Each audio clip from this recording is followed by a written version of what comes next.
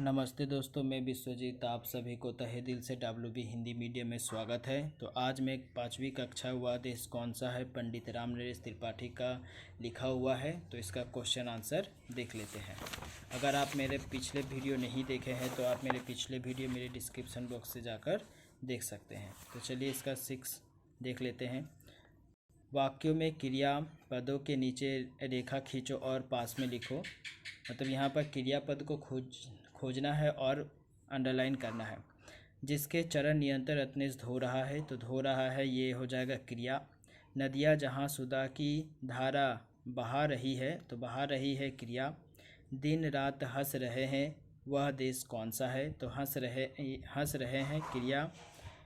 मैदान गिरी वनों में हरियालियाँ लहकती, तो लहकती हो जाएगा क्रिया। शिक्षित किया सुधारा, वह देश कौन सा है, तो शिक्षित किया ये क्रिया हो जाएगा। अब आते हैं 7 नंबर पर। बिखरे वर्णों को सजाकर शब्द बनाओ। तो वर्ण बिखरे हुए हैं, तो वर्णों को सजाकर शब्द बनाना है। तो पहले जानेंगे वर्ण किसे कहते हैं। वर्ण उस मूल ध्वनि को कहते हैं जिसके खंड या टुकड़े नहीं किए जा सकते हैं, उसे वर्ण कहते हैं। अगर इसे सरल शब्दों में समझा जाए तो जिस ध्वनि का हम लोग उच्चारण करते हैं उसे ही कहते हैं वर्ण। इस वर्ण को अक्षर के नाम से भी जाना जाता है। ठीक है, तो पहला का हो जाएगा चरण, मुकुट, शिरोमणि, स्वराज, सेवक और मैदान। 8वें नंबर पर है कविता में आए संयुक्त अक्षर 6 युक्त शब्दों को खोजकर लिखो और 3 शब्द स्वयं लिखो। जैसे कि शिक्षित, अशिक्षित, शिक्षा, सभी में किंतु 6 है। ठीक है, जैसे कि यहाँ पर 6 को जोड़कर लिखने के लिए बोला गया है। तो शिक्षित, अशिक्षित, शिक्षा, निष्पक्ष आदि ये सब लिख सकते हैं। अब आता है दिए गए शब्दों में पर्यायवाची शब्द लिखें। तो पर्यायवाची शब्द का मतलब, पर्यायवाची शब्द लगभग 3-3 करके लिखा जाता है। तो मैं पहले से ही कुछ पर्यायवाची शब्द को मैं लिख कर रखा हूँ, वो मैं आपको दिखाना चाहूँगा। जैसे कि यहाँ पर है प्रसून, प्रसून का फूल, पुष्प, सुमन। पर्वत का गिरी, पहाड़, शिखर। धरती का भू, धरा, पृथ्वी। सूर्य का रवि, दिनकर और दिवाकर। मेरा उद्देश्य है कि यहाँ पर देखें और इस सही स्पेलिंग के साथ अपने आंसर शीट में लिखें। ठीक है, अब आएगा दिए, ये 9 नंबर हो गया। दिए गए शब्दों को प्रयोग कर वाक्य बनाएं। जैसे कि सलोना, आनंदमय, शिक्षित, स्वराज, निष्पक्ष, सेवक। तो मैंने यहाँ पर कुछ अपने मन से बनाया है। जैसे कि सलोना, राम का मन सलोना है। सलोना मतलब अच्छा, सुंदर। आनंदमय, हमें आनंदमय के साथ रहते हैं, या हम आनंदमय के साथ रहते हैं, ये नहीं देने से होगा। शिक्षित, भारत के लोग अधिकांश शिक्षित हैं।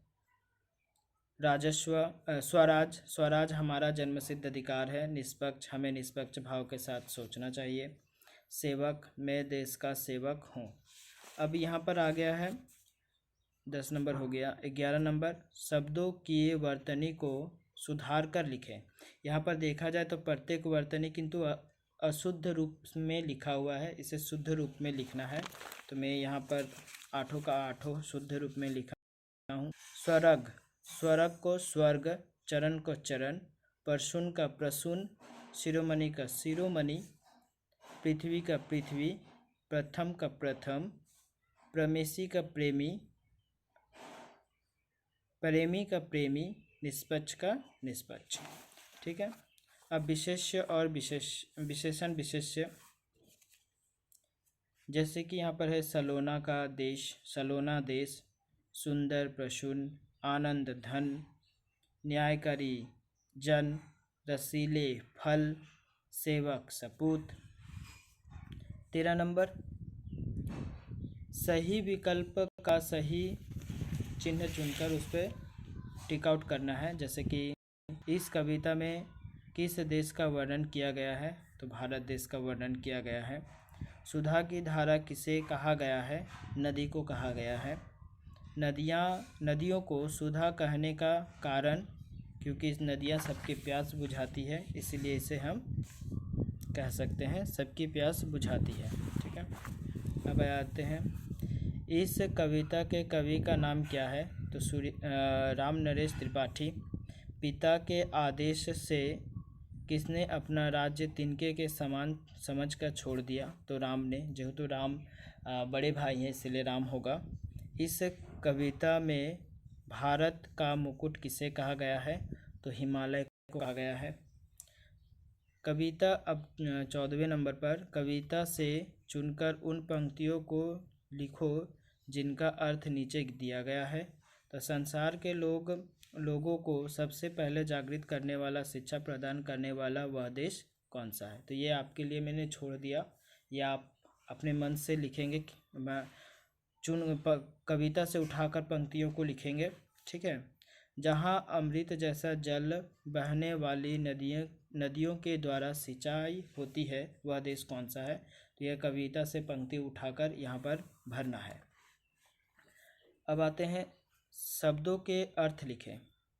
जैसे कि और क्या क्या अर्थ हो सकते हैं? सुधा को अमृत कहते हैं, रत्नेश को समुद्र कहते हैं, लगातार को निरंतर कहते हैं, सपूत को कुपूत कहते हैं, आज्ञा को आदेश कहते हैं, प्रकृति को कुदरत कहते हैं। अब आता है विलोम शब्द, मतलब उल्टा शब्द लिखना है। स्वर्ग का नरक, पृथ्वी का आकाश, निष्पक्ष का पक्षपाती, निस्वार्थ का स्वार्थी, शिक्षित का शिक्षित, सुगंध का दुर्गंध। 17वें नंबर, निम्नलिखित शब्दों में प्रत्यय और मूल शब्द अलग अलग करो। तो यहाँ प्रत्यय हर समय लास्ट में, शब्दों के लास्ट में प्रत्यय होता है और शब्दों के प्रथम में उपसर्ग होता है। जैसे कि यहाँ पर ये शब्द दिए हैं, यहाँ पर मूल शब्द और यहाँ पर प्रत्यय लिखना है। तो हरियाली, उसके बाद यहाँ हो जाएगा प्रत्यय, निवासी, उसके बाद यो, न्यायकारी, न्याय, उसके बाद कारी, शिक्षित हम जब भी बोलेंगे तो इत आता है उच्चारण में, इसीलिए यहाँ पर इत, शिक्षा इत, हिमालय।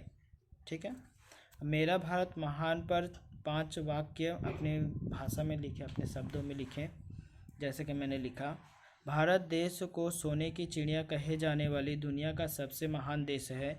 इस देश में अनेक धर्म जाति के लोग आपस में भाईचारे के समान रहते हैं। इस देश में अनेक महापुरुषों का जन्म हुआ। भारत देश शिक्षा के साथ दुनिया के कई देशों में ज्ञान का दीपक जलाया, इसलिए हमारा देश महान है। तो हमारा देश ऑब्वियसली महान है, महान था और महान रहेगा। भारत माता की जय। तो आशा करते हैं आप सभी को मेरा ये वीडियो पसंद आया होगा। तो वीडियो के अंत तक बने रहने के लिए बहुत धन्यवाद। अगर मेरे आप चैनल पर नए हैं तो प्लीज़ आप मेरे चैनल को सब्सक्राइब करें, लाइक करें और बेल आइकन को प्रेस करें। धन्यवाद।